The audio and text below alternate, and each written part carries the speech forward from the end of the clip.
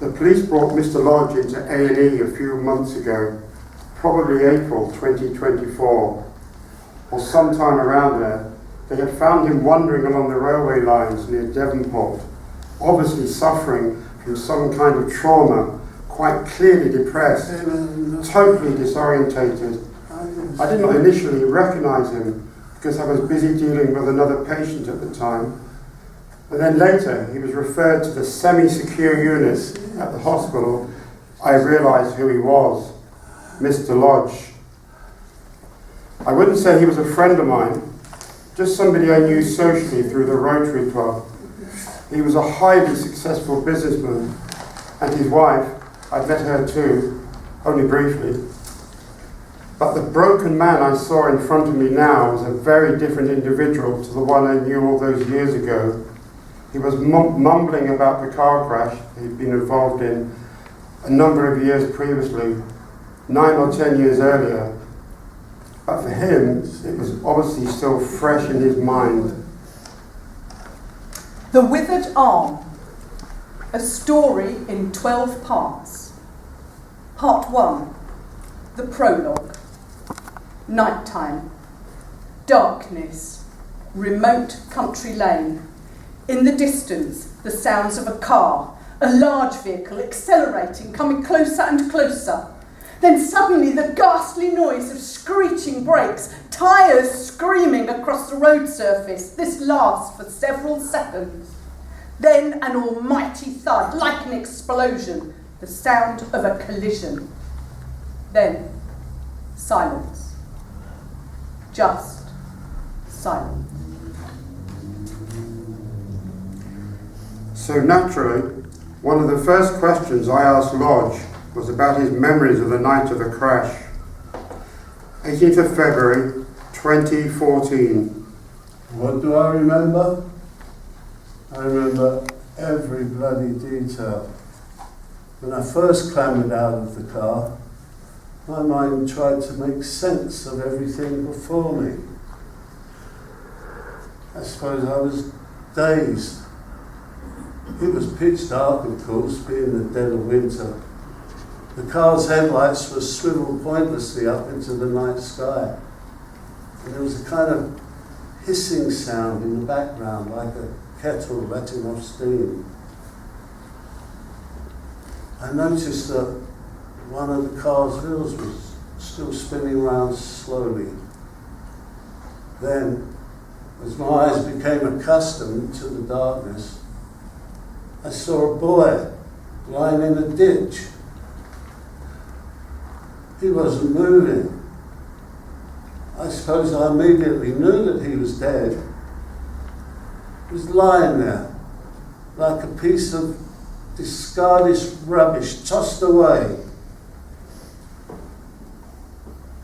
It was only when I saw his misshapen bike that I began to gain my senses again, and my brain began to function properly. And I began to make sense of what lay before my eyes, to connect things, to link this bloody mess with people I knew and loved. Let me be clear with you now, although you may start to question this as the play unfolds. With all my heart, I love that boy lying in that ditch. Then a terrible scream of pain pierced the cold night air. And I've lived with that image for 10 years. It scorched on my eyes.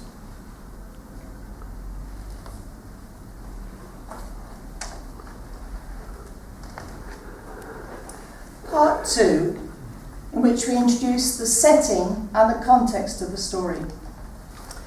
If you catch the local train from Plymouth that snakes its way up the Tamar Valley through places like Beer Ferrers, Calstock and Gunnislake, you suddenly arrive in what feels like another country. Quickly leaving behind the clamour and hubbub of Devonport and St Boudin, you unexpectedly find yourself in a land of steep valleys, Thick forests, ancient pubs, abandoned mines and picturesque railway stations. The sort of places you visit on a family outing with your rucksack, your camera, your sandwiches, searching for happy memories. Maybe you've taken this journey already and those memories are stirring in your body, even now as we speak. But it is also a land where brazen wealth sits grimly with poverty side by side. I was going to say, sits comfortably side by side, but that would be a lie, I think. It is this curious landscape from which our story springs. The Flower Basket Garden Centre is the location where the story begins.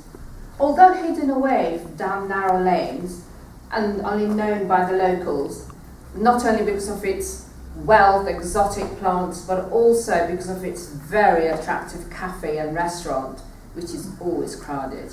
The garden centre is owned by Mr. Lodge, now a very wealthy businessman. A local man, born to working class parents who toiled their whole lives on the local farms. He started life with a stall in Plymouth Market, and his business grew from there. Afterwards, he had a small flower shop in Gullis Lake, then a larger premises selling farm foods and plants, and finally, this spacious garden centre in the heart of the countryside.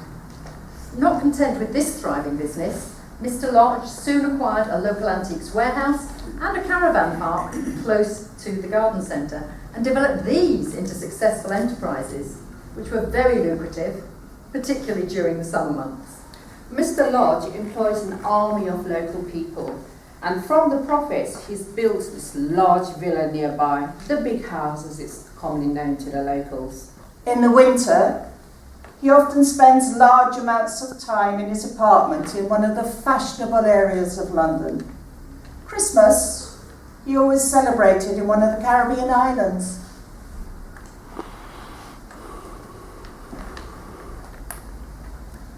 Part 3. The date is the 23rd of February 2013, almost exactly 1 year before the car accident involving Mr. Lodge. Mr. Lodge and his new wife returned to their mansion in Cornwall. A bleak, wet day it is.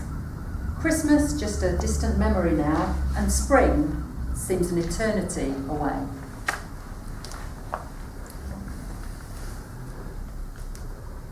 He's back!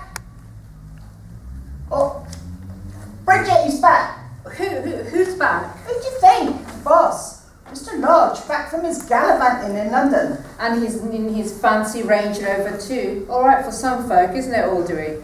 Big lavish house and 2 swanky cars. And a yacht too, down at the Barbican. It makes me sick. I remember him when he was just little snotty Ronnie Lodge with his shirt tail hanging out of his pants. He could barely write his own name. And now look at him. He doesn't even acknowledge us when we see him in the village. But you and him started out in business together, didn't you? Don't remind me of that, Audrey. Yes, we had a little stall in Plymouth Market, selling plants and flowers. We were doing all right until the bastard screwed me over. Well, they say he's bringing home his bride today. How do you know that then, It was in Audrey? the papers. It was in the papers. They say she's a daughter of a wealthy diplomat in London, very fashionable lady, years younger than Mr. Lodge. How do you reckon she is then? Well, it didn't say in the papers. Much younger though. Dirty old bugger. She married him for his money, I bet. Can't be for any other reason, can it? Certainly not for his looks. What do it matter to us about Mr. Lodge's new wife that he's bringing home? What does his marriage mean for the likes of us poor peoples? That's true enough, Rosa. We aren't going to gain anything from this marriage. You're going to increase our pay just because you're married. And we ain't likely to see hair or hide of the new wife either, as she swans around the big house. She won't have to lift a finger. Everything will be done for her. So we need to get on with our work, or we'll be dark before we've done, then he'll be cutting pay. Poor people, are the same world over. England, Romania, America, all the same, all the time. Poor people only think about today's problems, not tomorrow. They have no plans, no dreams, just today. As my mother back in Romania often say, the big problem for today is what we're going to eat tomorrow. My mother is a very good woman, strong. She bring up my 3 little brothers and my 2 sisters all by herself. No husband. He left for UK to work, but we've never seen him since. She feed and clothe us children the best she can.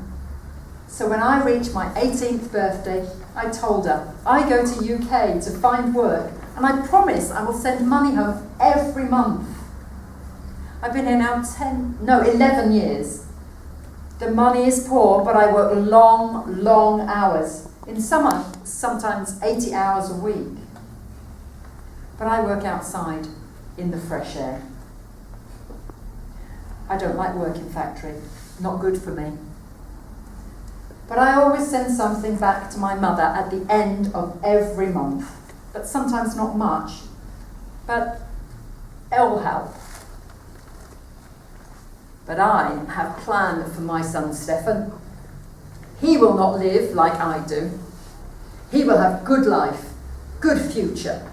I will make sure of that. We do not have much, but he will have schooling, and he will learn, and he will have good job with good future. 'Tis hard for her. Who, Rosa? Lot hasn't spoken to Rosa for years. That's damn shame the way Lodge treated her back then. Her with a baby. She was a young fool in those days. I don't have much sympathy for her. She'd have gone back to Romania or wherever she came from. She was never going to get anything out of Lodge. Anyways, we've got enough foreigners as it is. What? She has every right to stay here if she wanted. And you don't know damn well that this business wouldn't have survived without these foreigners, as you call them. Her Lodge was never going to own up to his responsibility. Still, he could have helped her in some way. All these years, her slaving away in this place, surviving in that shabby little caravan hidden right down at the back of the fields. Yeah, and him rattling around in his big posh house, weighted on hand and foot. Well, I think he treated her badly. Shame on him. I don't think what Lodge cares about what you and I think about his behaviour. The rich don't think like us, Audrey. Money gives you that kind of protection. You don't have to bother about what anybody else thinks about you. You can do whatever you like. You're untouchable. Well, still don't make it right, does it?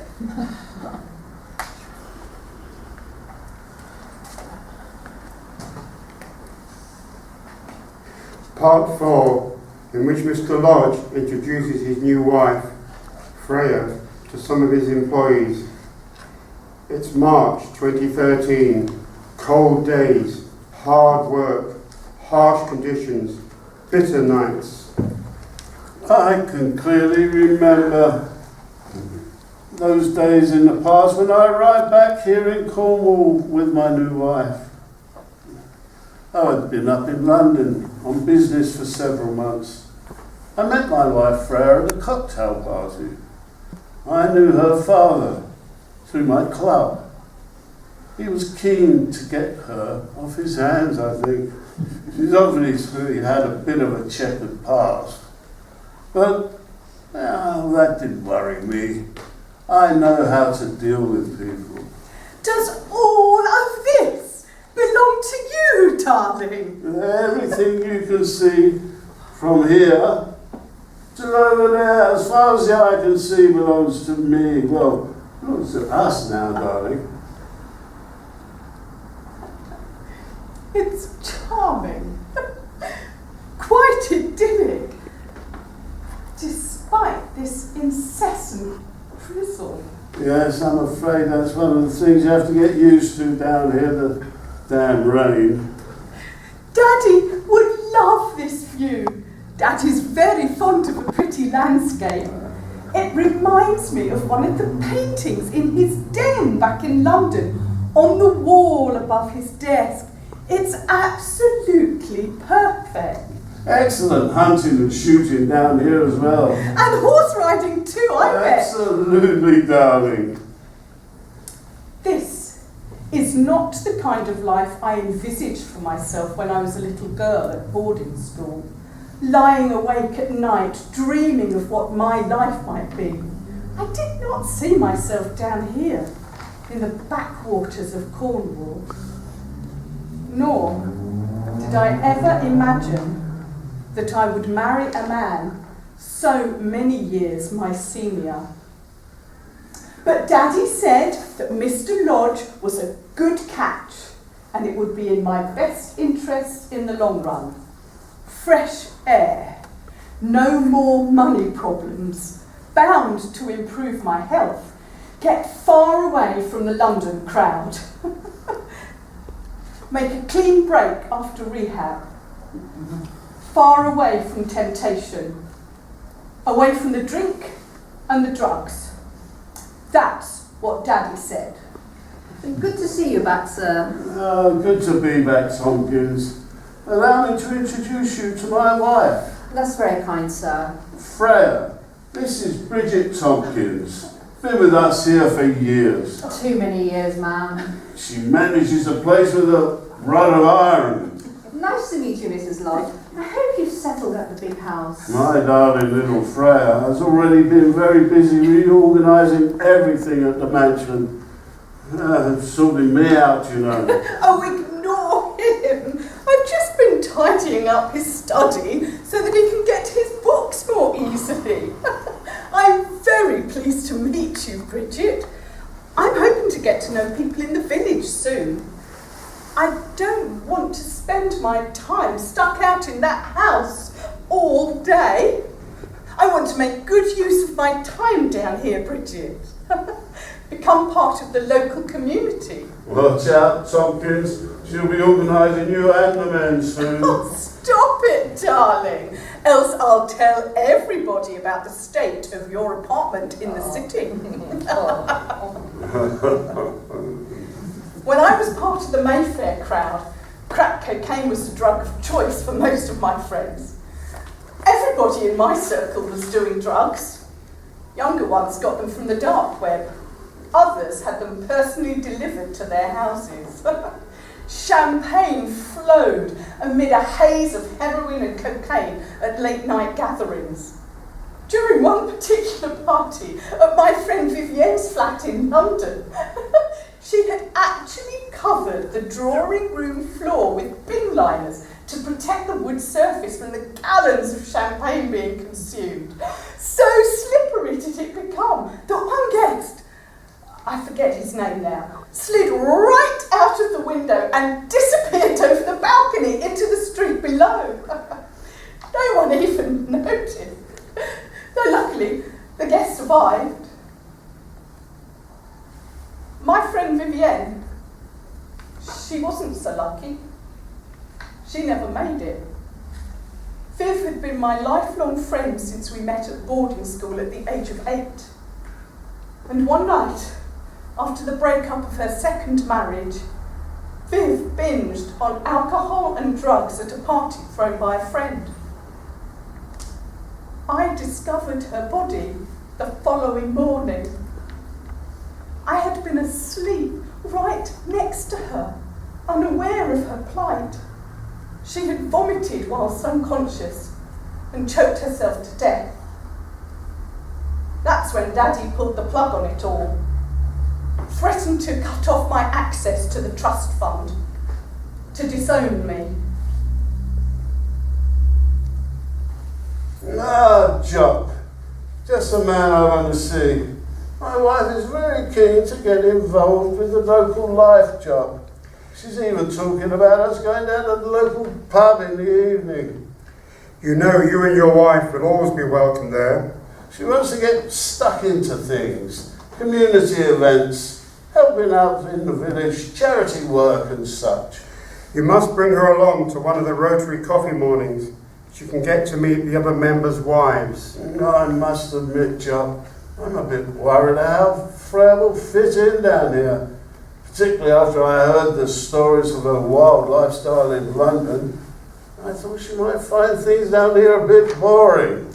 There's almost plenty going on round here. I'm sure she'll be welcomed by all. Anyway, I must be getting on, if you don't mind. Got a few jobs to finish this morning. I knew that it was never going to be a passionate love affair.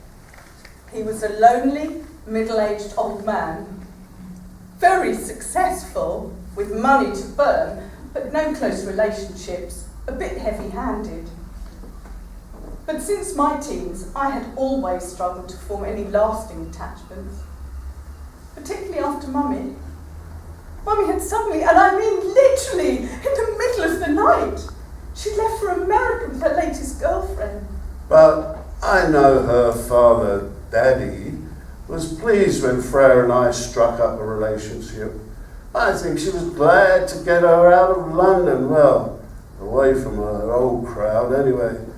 We made a deal in the club over a few brandies.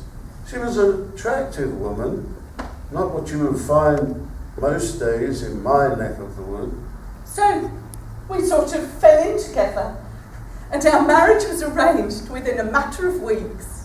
And then we came home to Tamar Valley for our honeymoon. For better or worse.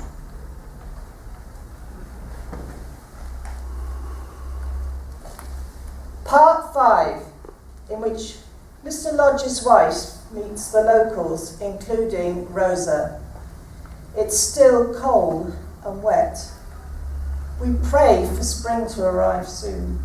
Otherwise, the fields will flood and we'll lose most of the daffodils and tulips. Mr. Lodge's new bride. That's all everybody talked about for days. She was the talk of the village pub for days on end. Treated like some bloody famous celeb. But not me. What good will it bring us? They all want to see what she's like. Clothes, hair, face, every detail. But me, I made sure that I avoided her. She sometimes came down to the garden centre. Mr. Lodge was keen to show off his new possession. Introduce her to everyone. But I stayed well out of way. Until one evening I saw my son Stephen talking with Mrs. Lodge outside our caravan. I couldn't see her clearly through the net curtain. I stood back from the window so that she couldn't see me watching her. She was tall, very well dressed, quite out of place in this grubby environment. What was she doing with Stephen? She had no right to be talking with my son. I did think to go out and bring him in, but then I thought, no, I can't take chance. I can't lose job. So I watched from behind curtains. I see her offer Stephen a bar of chocolate. At first he's unsure, but she pushes it towards him. So then he takes. She smiles. And he turns to come back to the caravan. Later that night, I reminded him never to speak to anyone from the big house or go near that place. But he replied, I did not speak to her until she spoke to me. And I did not go near that place, Mother. Then a few days later, Mrs. Lodge knocked on door of caravan. I didn't let her in. Nobody comes inside here with all this clutter. I made her wait at the door. Forgive me for interrupting you. It's Rosa, isn't it? My name is Freya, Mr. Lodge's new wife. I know we haven't been introduced, and I hope you won't be offended by this, but while I was cleaning out stuff from the back of the tack room the other day, I came across these Child's Wellingtons. They look brand new to me, never been used. I've asked around and nobody seems to know who they belong to. I'd hate to throw them away. And it crossed my mind that your son Stefan might like to have them. There's no need. Stefan's shoes are fine. But out here, with all this mud and the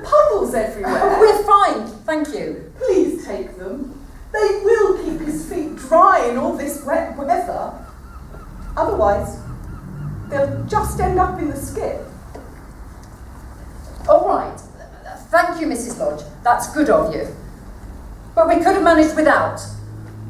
You know, your son, he is such a lovely, polite little chap. Thank you for boots, thank you.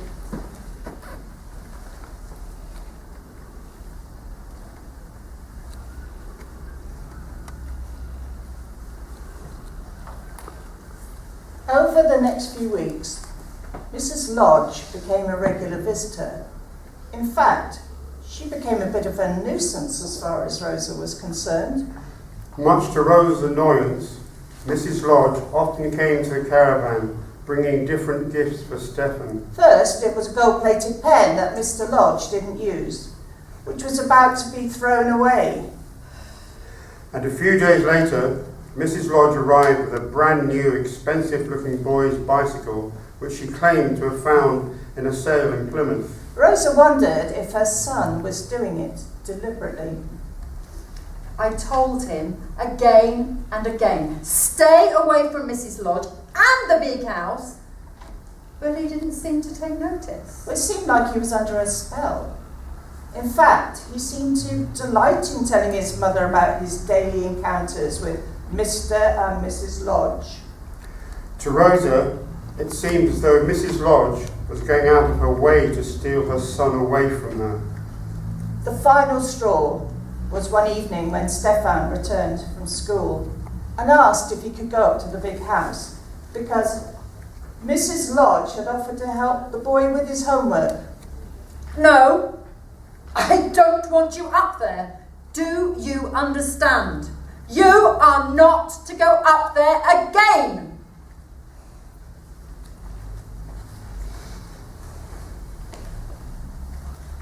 Part 6, in which we learn about Rosa's terrible nightmare.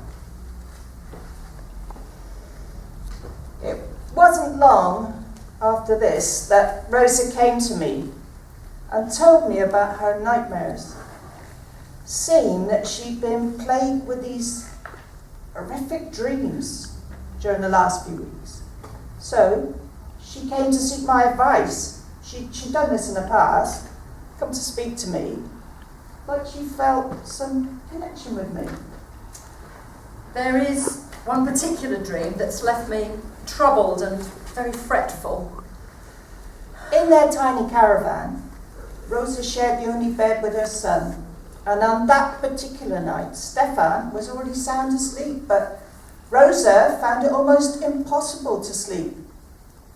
When she did finally fall asleep, she felt her body trembling.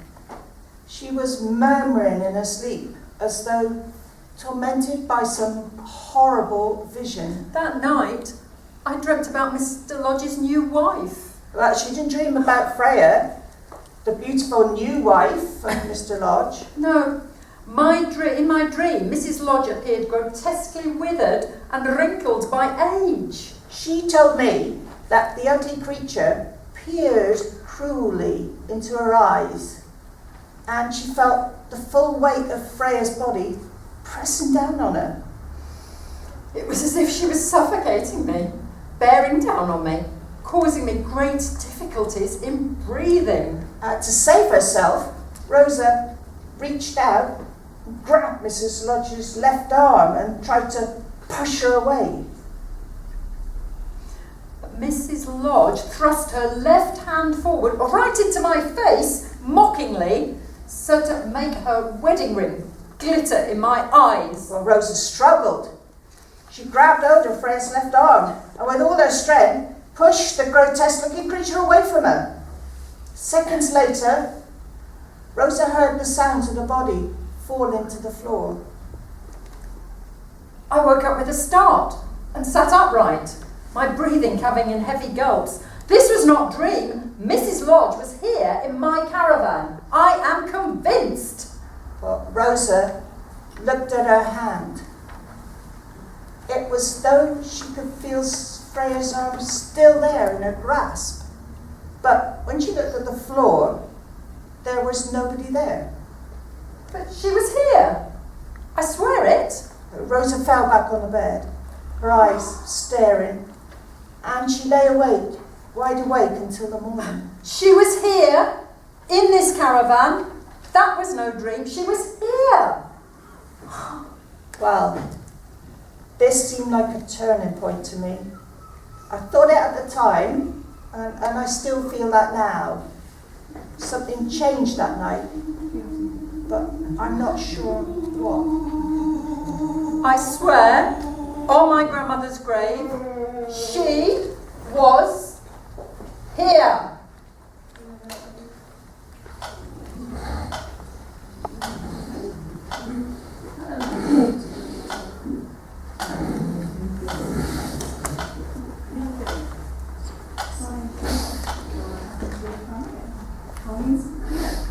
Part 7. Mud. Stinking mud. Cursed mud everywhere. The weather was getting stormier. Mud everywhere, under our fingernails, in our hair, caked into our boots. We stank of mud, like trench warfare. I remember my grandfather used to talk to me about the mud at the Battle of the Somme. He told me all about trenchfoot and how some of his comrades ended up to having their feet amputated. It got so bad. I was just a kid at the time, but it stuck with me. Some of these fields are well underwater. At times like this, we never see Lodge at all. Probably off in London somewhere. And some days later, Lodge's wife came down to the fields when we were working. She went straight over to Rosa in the field because she had some new gloves for Stefan. I hope you are keeping well, Mrs. Lodge. Yes, thank you, Rosa. And how are you? And how is Stefan? I haven't seen him for quite a few days. I have brought a pair of gloves for him to keep his hands warm in this miserable weather. The boy not been well lately. Headache and sickness. Oh dear, that's terrible. I'll bring him some chocolate. No. That'll cheer him up. No, thank you. The doctor said no visitors for a few days. Oh, as you wish. And how do you like your new life down here? Is weather suit you? Rain and wind every day? It's certainly quite a change from my life in London. Although, now you mention it, I do have a little problem with my arm. I think I must have knocked my arm somewhere recently, because strange bruises have appeared on the lower part of my arm.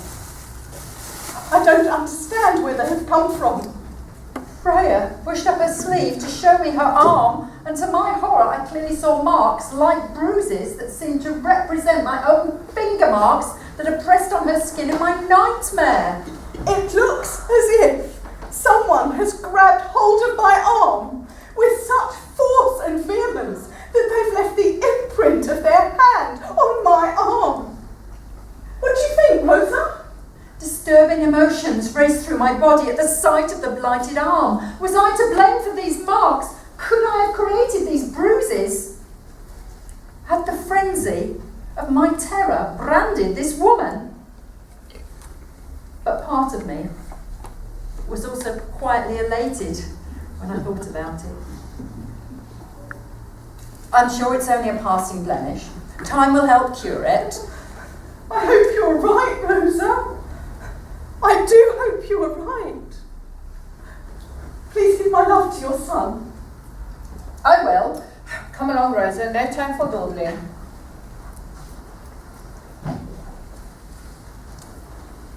Part 8. Summer heat, baked ground, sweat and flies.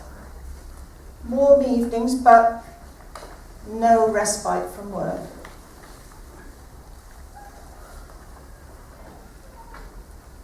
But during the following weeks, his wife's arm worsened. She visited the local surgery, but Mr. Lodge wasn't happy with their diagnosis, so he turned up at the hospital one morning demanding to see me. Joe, what do you think? Can you help? The local doctor here seems to be a waste of space. says it's probably stress related. Giving her some pills. The pills aren't making any bloody difference. I was hoping you might be able to help us. Well, Lodge, it's not my area of specialism, you see. Mental health issues are my area of interest. No, but you must know someone who might be able to help. Money's no issue. Just need to sort the problem out now, Jock, before it gets out of hand. Come on, man, you must know someone. Well, there is a colleague I know in London. He has a practice in Harley Street. He might be able to help me. Great. Get her an appointment as soon as possible. She's available any day of the week. We need to sort this out soon as. I've just been up to the big house to see Mr. Lodge about some urgent business, but nobody seems to know where he is. Well, I haven't seen much of his wife recently. She was always coming down here. Yeah, no, there's no sign of her either. They say she's not well. Well, they say she spends all her time locked up in her bedroom. She's got some problem with her arm. It's been blighted, I heard. Flesh withering on the bone. Oh, so that's why Lodge has taken her to London to see a specialist in Harley Street. Oh, that won't cure her. No doctor will cure her. She's been cursed. Cursed? Nonsense. My mother told me about these things, and she knew about these matters. Stranger things than either you or I can fathom. Cursed by an enemy. The woman doesn't have any enemies down here. You're daft. You sound like one of those old women back in the day. You mark my words. In due course, Mrs. Lodge was referred to a variety of experts in Bristol and London, but to no avail. In fact, the arm seemed to be getting worse by the day, and then it started to affect her mentally. Lodge came to see me and told me that Freya had grown morose. She rarely left her bedroom. She spent her time searching through every medical website, ordering every ointment and cream that she could find. And that's when their relationship, I think, started to fall apart. What the hell are you doing here, Freya? Wasting your time on all this crap. Medicines, ointments, potions, creams. Pull yourself together, woman. Get back to Daddy in London. You can't hide away here. Then why don't you help?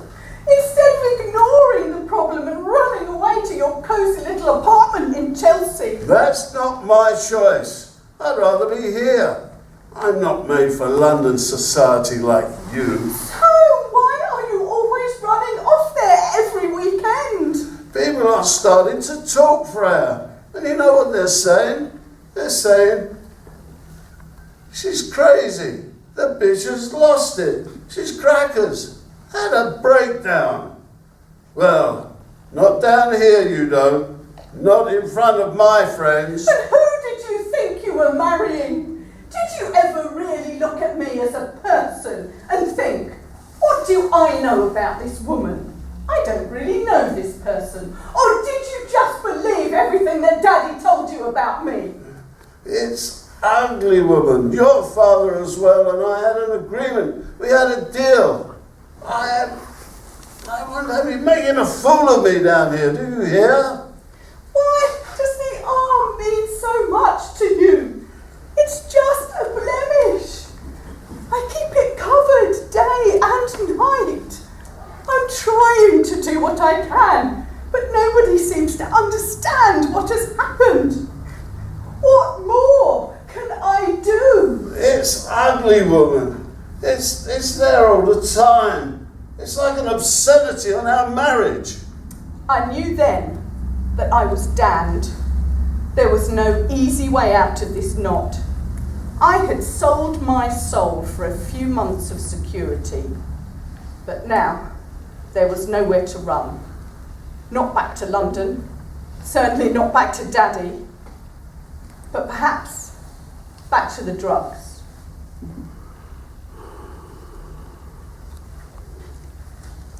Part 9. Freya appeals to Rosa for help. Autumn stormy weather. Then one night, when Stephen was asleep, Mrs. Lodge appeared at the door of my caravan. Rosa, I need to speak with you now. If it's about my son Stephen... No, nothing to do with your son. But I do hope that the boy is well. It seems so long since I last talked with him. I do miss our little chats that we used to have. He must concentrate on schoolwork. Rosa, I need your help, please. Rosa, I don't understand how this distance has grown between us.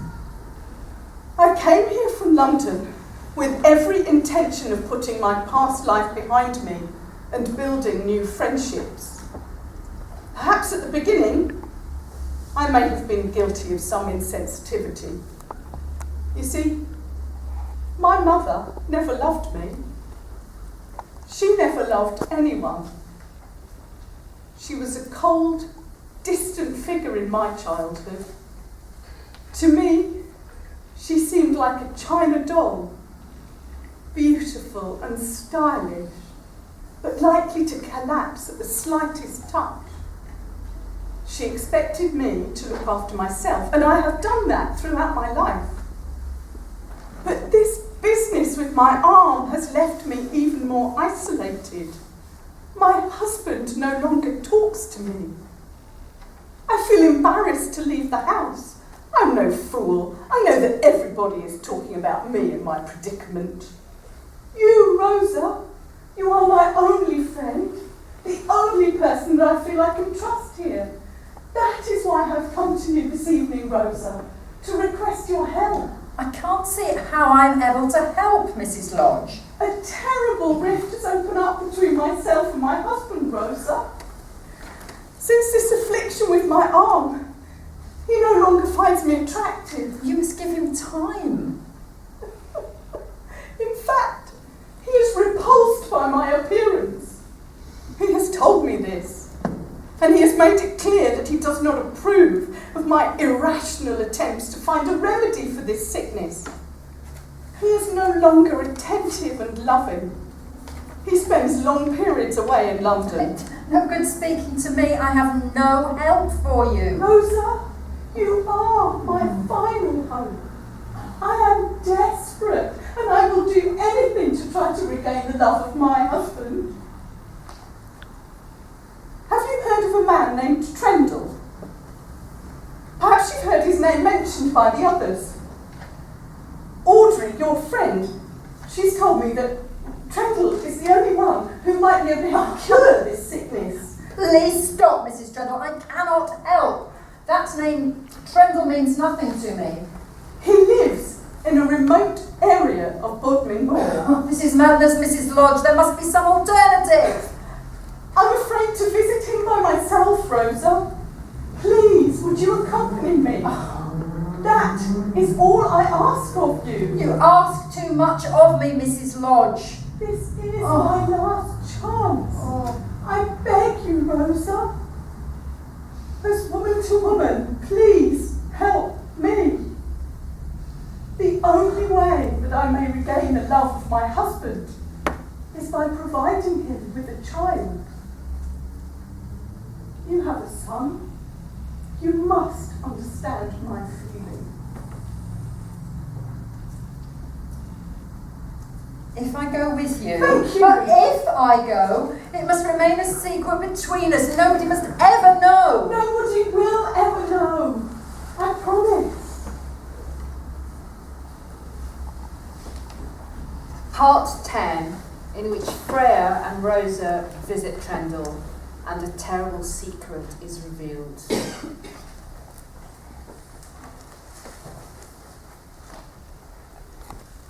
You would not be wrong in thinking that people like us only played a bit part in this unfolding drama. Well, that way may well be true, but we were all well aware of what was going on between Mr. Lodge and his wife. In a small community like this, there are very few secrets. Lodge may have thought he was keeping it all under his control, but in reality, everybody knew. So, Exactly 1 week later, It was a particularly dark afternoon in early November. Dark purple clouds threatening storms and rain. the two women set off to search for Trendle's cottage. The first part of the journey by car took them less than an hour. But for the last mile or so, they had to abandon the car, trudge across the rugged moorland path.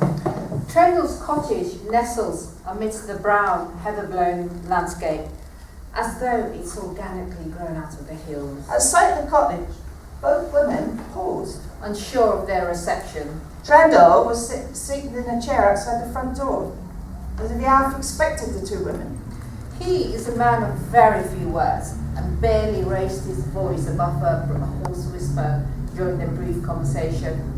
Freya had to lean in towards him at times so as to hear every word he said.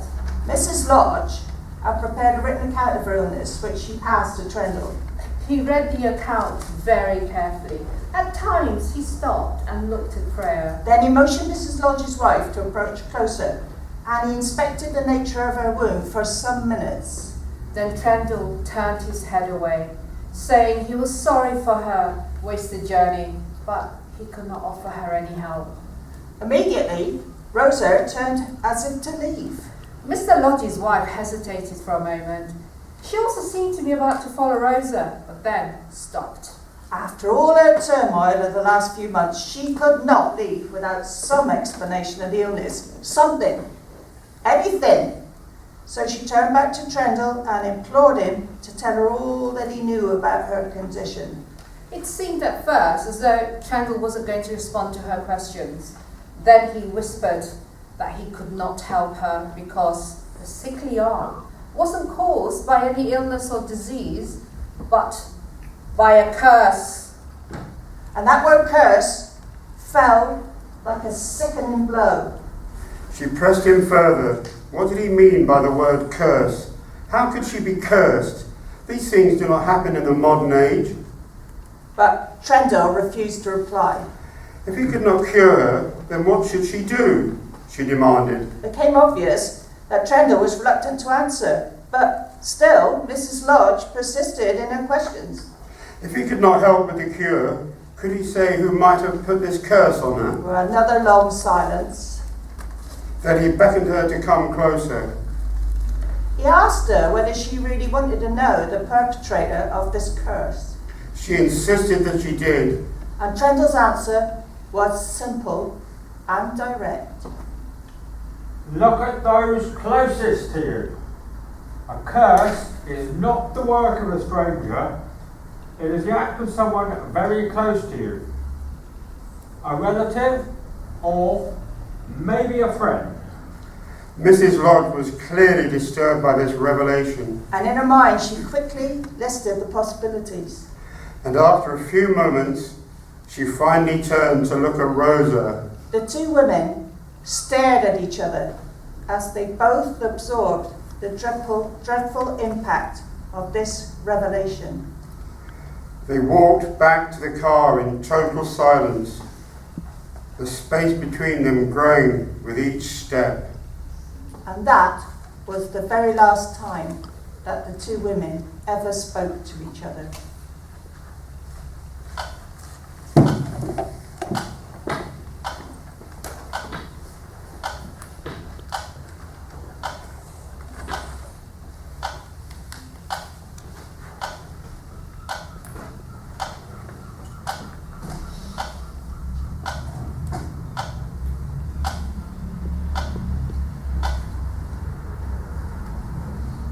Part 11, in which Lodge recalls a memory from the past and Freya eventually discovers a macabre remedy for her ailment.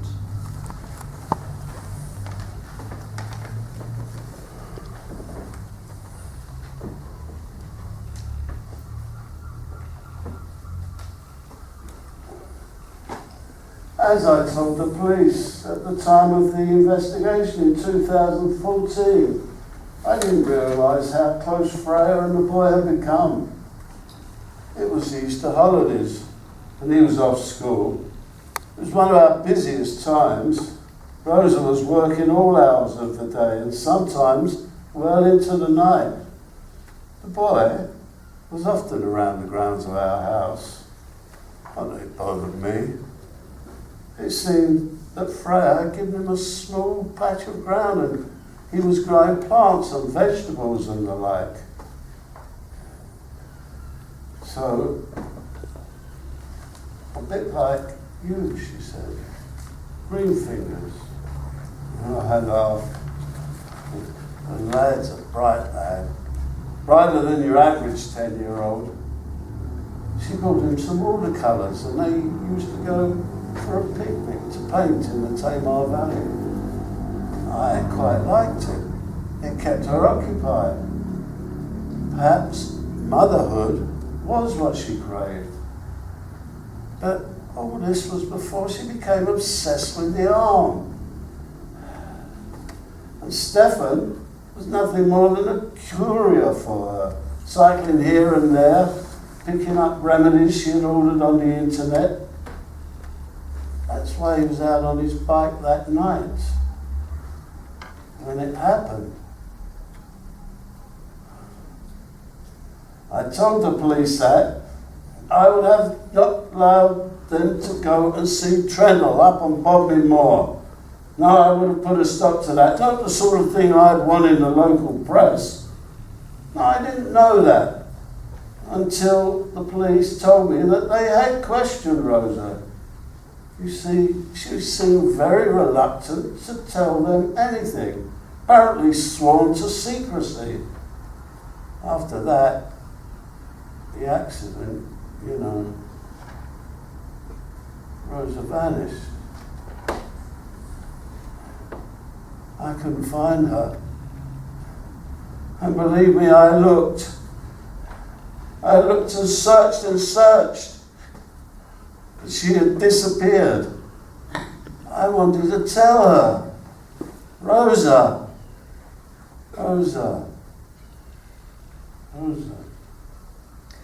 Good day, sir. Good to see you back here. Are you well? Yes, thank you, Tompkins. And your lovely wife, sir? How is she nowadays? We don't see much of her.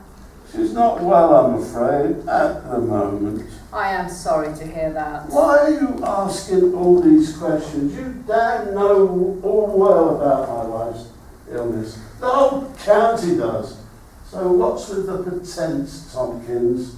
Same old bitterness from you. Same old way of blaming me for your pathetic life here in the arse end of England. It's not me you need to blame for your failures. You need to take a good long look at yourself in the mirror. I don't begrudge you your success. I just can't stomach the way you achieved it. We were partners back then. Our little market stall, until you decided to sell me out. Just business, Tompkins. Nothing personal. Just business. Lodge and Tompkins just didn't sound right. But Lodge Enterprises has a ring to it. Talk about names. You're so proud of your family name and your family history. You and your family. But when I wander through the graveyard, I see lots of local names, strong names. Trevitt, Penrose, Jago, Pengali, but no Lodge. And you know why? Because you're an imposter. You're an Emmet, you're not one of us. You're not from these parts. I remember what Cornwall heaven was like. I didn't see any of your lot here with all your smart suits and your fancy apartment in London. And if I ever get back to my Cornish paradise, I know I won't see you here. When I came back from London, my wife's condition seemed to have worsened, both physically and mentally. She was now totally obsessed with finding a cure, whatever cost to herself, her family, and our marriage. She refused to come down for meals, lived on coffee and tablets. God knows what she was taking. She had amassed boxes full of pills over the last few months. I gave myself a deadline, the start of the new year. If I could not find a remedy by the new year, I decided that I would put an end to my searching. I had saved a small amount of money during my time here, and I decided that I would use that to take a flight to South America and disappear. You would spend whole days, well into the night, desperately searching the internet in the hope of finding any resolutions. Then I remembered that friends in London had said you could find anything and everything on the internet, as long as you knew where to look. It was then that I started to explore the underbelly of the internet, the dark websites. So I started my searches again. My friends were right. If you look hard enough, you will find anything you want. There was a surprising number of remedies suggested for an afflicted limb. A number of them involved herbal concoctions. Many suggestions were obviously fraudulent mumbo-jumbo. But a site with the strange name Mort d'Arthur revealed the most grotesque solution. It was a site given over to all kinds of abhorrent uses of human and animal corpses. And in there, it suggested that there was only one certain remedy: to place the cursed limb directly onto the body of a recently deceased person.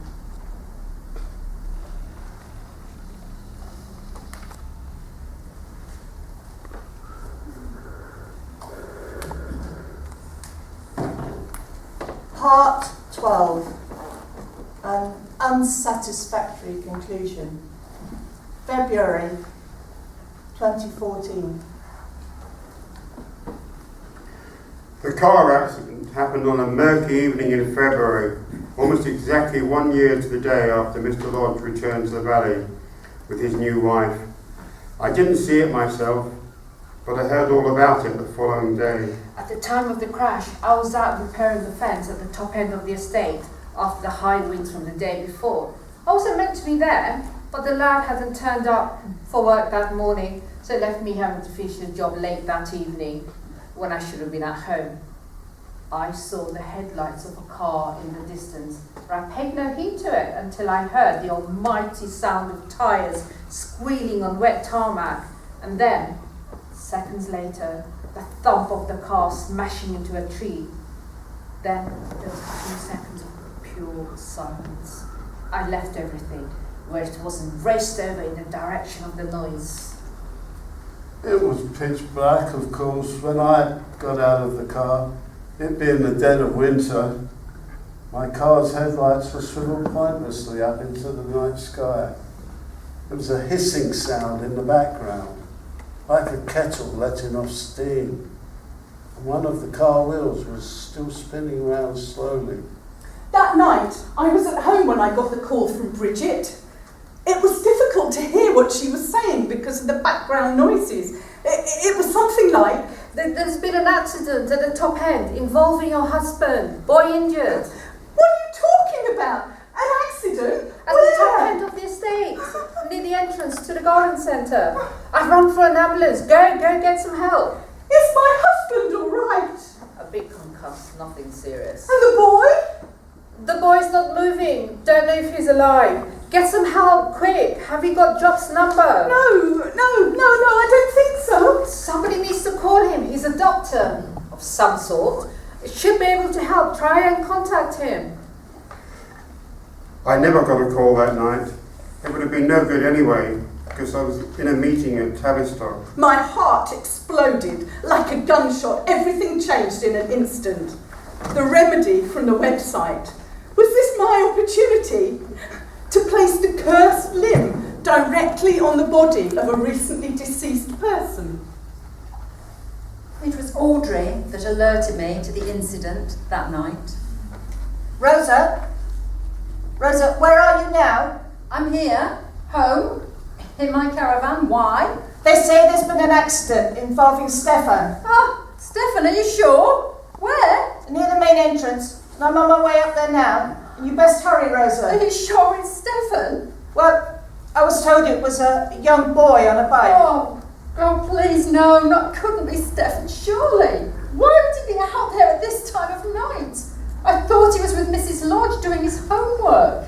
Stefan had been to see me at the house earlier that evening. I didn't ask him to go and post the letter. He volunteered. I told him it was urgent, but it could wait until the morning. But he had his bike with him and he said it would only take him a couple of minutes. I didn't ask him to do it, but he insisted and cycled off into the night. I'd only had a couple of beers that evening. It wasn't like I was drunk. But I know what everyone will think. They'll judge and sentence me before I have time to say a word.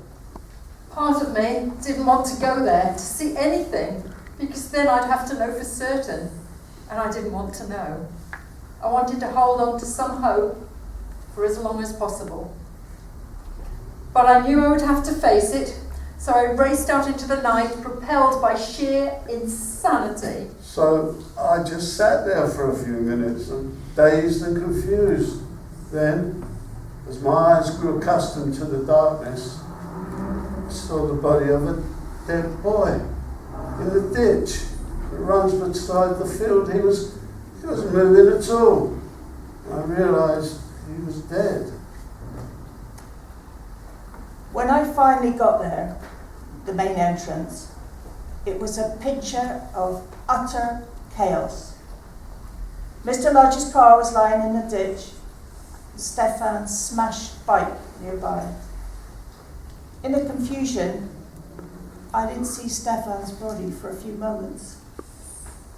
But it was only when I saw the twisted bicycle that my brain started to function properly, and I became aware of the scene that lay before my eyes. To link this bloody mess in front of me with the names of people I knew and loved with all my heart. I loved that young boy, my son, lying in that ditch. And then I saw Lodge gently place his jacket over the boy's body. Suddenly, out of the darkness, I saw someone running towards the body of the young boy. It was Rosa. Her face was blankened with terror. "No, don't come any closer," I screamed. But she ignored me. So I clasped her in my arms and held her away from the grim scene in front of us. She was frozen, cold, yielding, and rigid. I looked to see if Freya was there, but I couldn't see her anywhere. Then I saw a figure slowly approaching the dead boy. Cautiously, I made my way forward. I could make out the shapes of people silhouetted against the lights from the car. As I got closer, I could see Rosa, sobbing intensely, cradled within my husband's arms. Startled, I turned away. And then I saw clearly the bloody, crushed body of Stefan, half covered by my husband's jacket. The words from the website echoed in my head.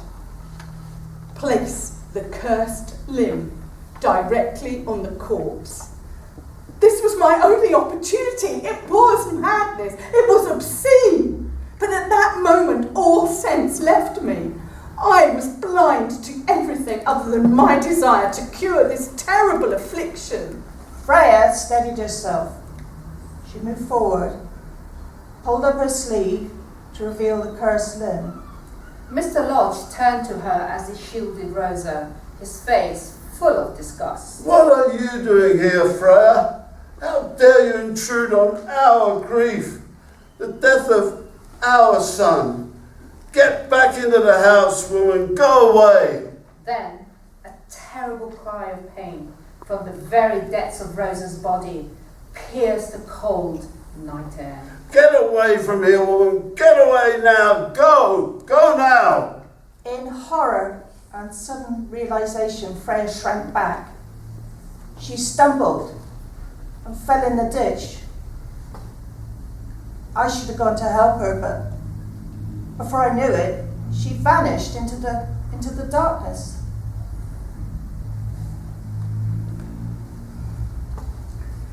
Freya's frail body was found later the next day, several miles away on the edge of Bodmin Moor, half submerged in a stream.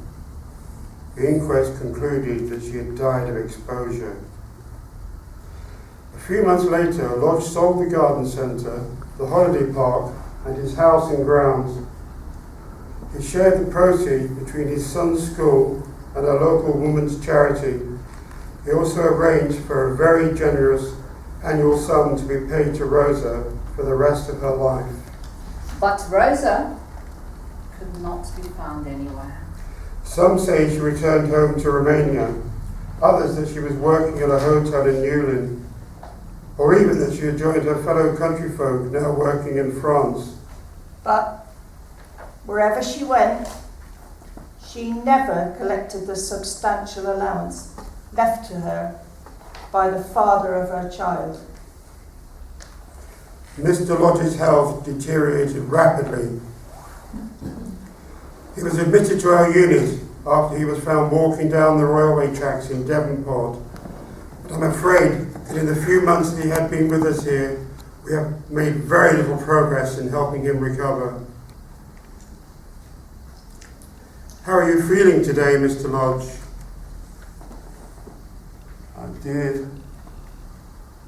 I did look for you. Who did you look for? Your wife, Freya? I looked for you, Rosa. My God, I did. I searched and searched. But that was a long time ago. There was a crash, wasn't there? Yes, there was. Where is our boy, Rosa? Is my boy coming to see me today?